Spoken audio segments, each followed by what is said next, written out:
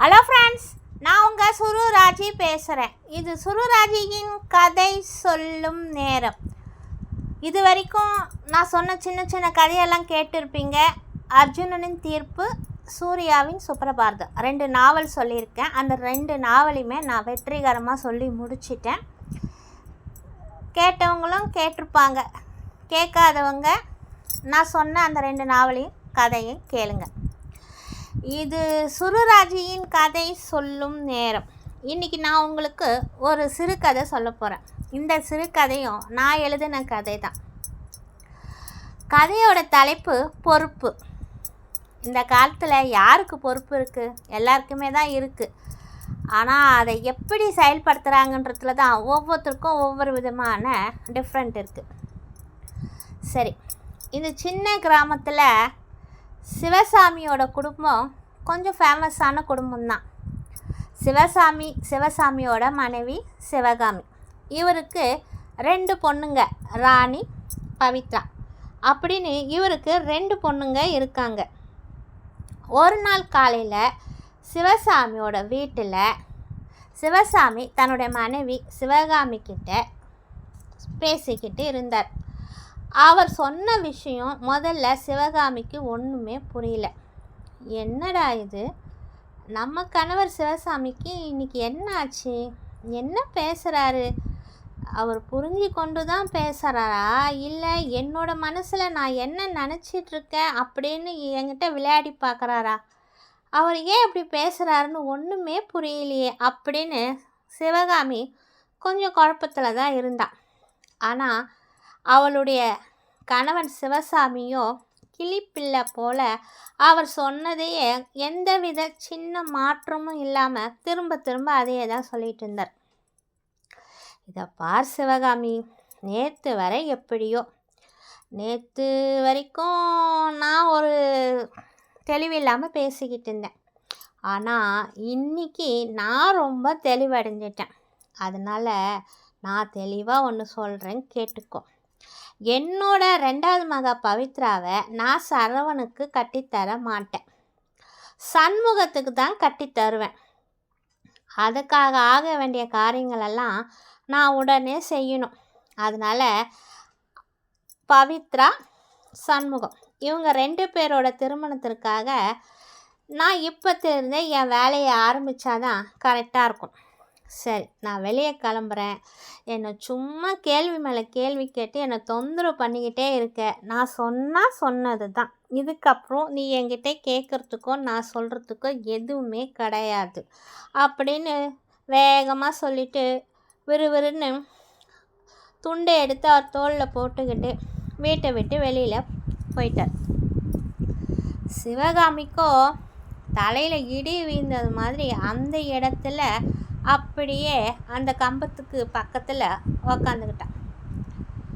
ஒரே நாளில் ஒரு மனுஷன் தலைக்கியே மாற அப்படி என்ன தான் நடந்திருக்கும்?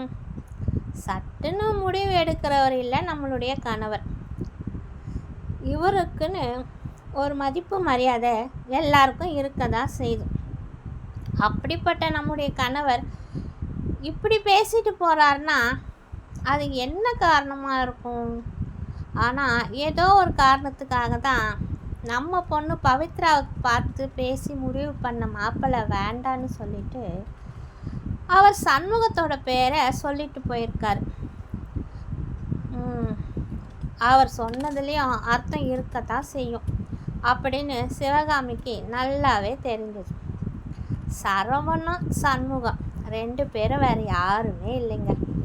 சரவண சிவசாமியின் அன்பும் பாசமும் நிறைந்த தங்கச்சி அகிலாண்டேஸ்வரின் ஒரே மகன்தான். அதே போல் சண்முகம் சிவகாமியின் ஒரே அண்ணன் வேலாயுதத்தின் மகன்தான். சிவகாமி 2 பேருமே தங்களுக்கு 2வதாக பிறந்த பெண் குழந்தை பவித்ராவை சரவணன் இல்லை சண்முகம் 2 பேரில் யாராவது ஒருத்தருக்கு கல்யாணம் பண்ணி தரணுன்ற எண்ணம் அவங்களுக்குள்ள ரொம்ப நாளாகவே இருந்துட்டு தான் வந்தது. இதனால் கணவன் மனைவி இருவருக்குமே தினமும் வாக்குவாதமும் நடைபெறும். சரவணன் தான் மாப்பிள்ளை அப்படின்னு சிவசாமியும் இல்லை இல்லை, என் அண்ணன் மக சண்முகந்தான் மாப்பிள்ளை அப்படின்னு சிவகாமியும் ஒருவருக்கொருவர் வாதம் செய்து கொண்டே இருப்பார்கள். பவித்ரா ஒரு கட்டத்தில் பெரிய பெண்ணான போது சரவணனின் குடும்பத்தார் மிகப்பெரிய அளவில் சீர் செய்தார்கள். ஊரே பார்த்து கண்பட்டது என்னவோ உண்மைதான். சண்முகம் குடும்பத்தார்களும் சீர் செய்தார்கள். ஆனால் ரொம்ப சிக்கனமாக தான் பார்த்து பார்த்து செய்தார்கள். இதை இன்னைக்கு வரைக்கும் சிவசாமி ஒரு குறையாக தான் சிவகாமி கிட்ட சுட்டி காட்டி சொல்லி சண்டை போட்டுக்கிட்டே இருப்பார். அப்படிப்பட்ட அவர் இன்னைக்கு இப்படி ஒரு வார்த்தை சொல்லிட்டு போகிறாருன்னா, ஒரு வேளை திரும்பவும் என் மனசை வேணும்னே காயப்படுத்துவதற்காக இருக்குமோ என்று ஒருவாறு தன்னைத்தானே சமாதானப்படுத்தி கொண்டு சிவகாமி அந்த இடத்தை விட்டு எழுந்து கொள்ள முயற்சி செய்த போது விறுவிறுன்னு சிவசாமியின் அன்பு தங்கை அகிலேஸ்வரி வீட்டுக்குள் உள்ளே வருவது தெரிந்தது. வாமா வா, உள்ள வாமா என்று சிவகாமி கூறிக்கொண்டே அகிலாண்டேஸ்வரியை வரவேற்றாள். அண்ணா எங்கே அண்ணி என்று கேட்டவள், இப்போதுதான் ஒரு வேலையா வெளியில் போயிருக்காருமா, என்ன விஷயம் என்கிட்ட சொல்லு என்றாள் சிவகாமி. இன்னைக்கு என்ன சமையல் அண்ணி என்று அகிலாண்டேஸ்வரி கேட்டதும், காலையிலிருந்து நடந்த இந்த பிரச்சனையின் காரணமாக சமைக்க வேண்டும் என்பதே சிவகாமி மறந்துதான் போனாள். அடாடா, சமையல் செய்யணுன்றதையே நான் மறந்துட்டேனே, அவர் சொன்னதை பற்றியே நான் யோசனை செஞ்சுக்கிட்டு இருந்துட்டேனே அப்படின்னு தன் மனசுக்குள்ளே நினச்சவ அகிலாண்டேஸ்வரி கிட்ட, இல்லை என்ன சமைக்கணும் அதை தான் நான் யோசனை செஞ்சுட்டு அப்படியே உக்காந்துட்டேன், டைம் போனதே எனக்கு தெரியல என்று சிவகாமி கூறினாள். ஏன் அண்ணி, அண்ணன் உங்ககிட்ட நம்ம சரவணன் பவித்ரா திருமணத்தை பற்றி ஏதாவது சொன்னாரா என்று அகிலாண்டேஸ்வரி கேட்டதும் சிவகாமிக்கு அப்படியே வேர்த்து தான் போனது.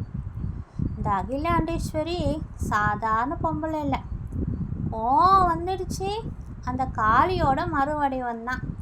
ஆனால் பாசம்னு வந்துட்டா தாய் அன்னபூர்ணி போல வாரி வாரி வழங்குகிற வள்ளல் குணம்தான். இவகிட்ட சிவசாமி சொன்னது அப்படியே சொல்ல முடியுமா? சொன்னால் இவ என்ன பத்திரகாளியாட்டம் ஆடுவாளோ. நமக்கே ஏன் அவர் அப்படி சொல்லிட்டு போனார்னு தெரியல. அதுக்கான காரணம் தெரியாமல் நாம் அவசரப்பட்டு இவகிட்ட எதுவும் சொல்லிடக்கூடாது. ஒருவேளை சிவசாமி நம்மக்கிட்ட விளையாட்டாக சொல்லிட்டு போயிருந்தா நம்ம இவக்கிட்ட சொன்னது பெரிய விபரீதமாக முடிஞ்சிடும். இவக்கிட்ட என்ன சொல்கிறது அப்படின்னு சிவகாமி கொஞ்சம் குழப்பமாக தான் யோசிக்க ஆரம்பித்தான். ஆனால் சிவகாமி சொல்கிறதுக்கு முன்னாடியே அகிலாண்டேஸ்வரி அப்படியே அழ ஆரம்பிச்சிட்டான். என்ன இது, இவ ஏன் அழறா? நம்ம இவக்கிட்ட எதுவுமே சொல்லலையே, அதுக்குள்ளே இவ அழ ஆரம்பிச்சிட்டா, என்னன்னே தெரியலையே அப்படின்னு ஒன்றும் புரியாமல் சிவகாமி அகிலாண்டேஸ்வரியை பார்த்து அவகிட்ட மெதுவாக கேட்டான். ஏன் என்னாச்சு, எதுக்காக அழற என்று கேட்டாள் சிவகாமி. உடனே அகிலாண்டேஸ்வரி சிவகாமியை நோக்கி, அண்ணனுக்கு தான் என்ன ஆயிடுச்சுன்னு எனக்கு ஒன்றுமே புரியல அண்ணி. சரவணனுக்கு வேறு இடத்துல பொண்ணு பார்க்க சொல்லி என்கிட்ட வீட்டுக்கு வந்து இப்போ சொல்லிட்டு போயிட்டார். சரவணுக்கு எதுக்காக நான் வேறு இடத்துல பொண்ணு பார்க்கணும்? அவனுக்குன்னே பிறந்த உங்கள் பொண்ணு பவித்ரா இருக்கும்போது இத்தனை வருஷமாக சரவணனுக்கு தான் பவித்ரான்னு வாழ்நறைய சொல்லிக்கிட்டு இருந்த அண்ணன் இன்னைக்கு திடீர்னு வீட்டுக்கு வந்துட்டு சரவணனுக்கு வேறு இடத்துல பொண்ணு பாருமான்னு என் முகத்தை கூட பார்க்காம நாசுக்காக சொல்லிட்டு போயிட்டார் அண்ணி. ஏன் என்ன காரணம் அப்படின்னு நான் அவரை கேட்குறதுக்குள்ளே அவர் வேகமாக வீட்டை விட்டு வெளியில் போயிட்டார். இதனால் எனக்கும் என்னுடைய கணவருக்கும் எவ்வளோ மன வருத்தம் இருக்கும் அண்ணி. இப்போ நீங்களே எனக்கு பதில் சொல்லதான் வேண்டும். அண்ணன் தான் என்கிட்ட பதில் சொல்லாமல் போயிட்டார். நீங்களாவது சொல்லுங்கள், எதுக்காக அண்ணா இப்படி வந்து திடீர்னு என் வீட்டில் எந்த மாதிரி ஒரு தகவலை சொல்லிட்டு போனார் அப்படின்னு அகிலாண்டேஸ்வரி மீண்டும் மீண்டும் சிவகாமியிடம் கேட்க ஆரம்பித்தார். பதில் சொல்ல வேண்டும் என்று ஈஸியாக அகிலாண்டேஸ்வரி கேட்டுவிட்டார். பதிலா? நானா? எனக்கே என்ன காரணம் என்று ஒன்றும் புரியாமல் தானே இவ்வளோ நேரம் சும்மா உக்காந்துட்டு இருந்தேன். இப்போ இவ வந்து என்கிட்ட பதில் சொல்லுன்னு இவ கேட்குற கேள்விக்கெல்லாம் நான் என்ன பதில் சொல்கிறது? எனக்கு ஒன்றுமே புரியலையே. என்கிட்ட தான் என் வீட்டுக்கார் அப்படி சொன்னார்னா என்கிட்ட சொன்ன கையோட தன் தங்கையின் வீட்டுக்கும் சென்று தன் தங்கையிடம் இதை பற்றி பேசியிருக்கிறார் என்றால் அவர் சொல்கிறது மூலியமா அவர் உண்மையை தான் சொல்லியிருக்கார். விளையாட்டாகலாம் எதுவும் அவர் சொல்லலை. அது மட்டும் சிவகாமிக்கு தெளிவாக புரிஞ்சது. ரொம்ப பிடிச்ச மாதிரி மறுபடியும் சமைக்கணுன்ற எண்ணத்தையே மறந்து போய் அப்படியே அந்த தூங்கிய பக்கத்திலே உட்காந்து அப்படியே அமைதியாயிட்டான். அகிலாண்டேஸ்வரியோ கேள்வி மேலே கேள்வி கேட்டு சிவகாமியிடம் எந்த ஒரு பதிலும் வராத காரணத்தினால கொஞ்சம் கோபமாகவும் வருத்தமாகவும் வீட்டை விட்டு வெளியில் போயிட்டான். சிவகாமிக்கு என்ன காரணம் தெரிஞ்சாதானே அதை பற்றி அகிலாண்டேஸ்வரிட்ட பேசவோ கூறவோ முடியும். அதை பற்றின காரணம் தான் ஒன்றும் புரியாமல் அவள் இன்னும் குழப்பத்திலே உக்காந்துட்ருக்காளே. இப்போது என்ன செய்வது என்று சிவகாமிக்கு ஒன்றுமே புரியவில்லை. எதற்காக சிவசாமி தன்னுடைய கருத்தை மாற்றிக்கிட்டாருன்றத நம்ம அடுத்த பகுதியில் பார்க்கலாம். பொறுப்பு இந்த கதையின் முதல் பகுதி இது. இரண்டாம் பகுதியில் நான் உங்களை சந்திக்கிறேன்.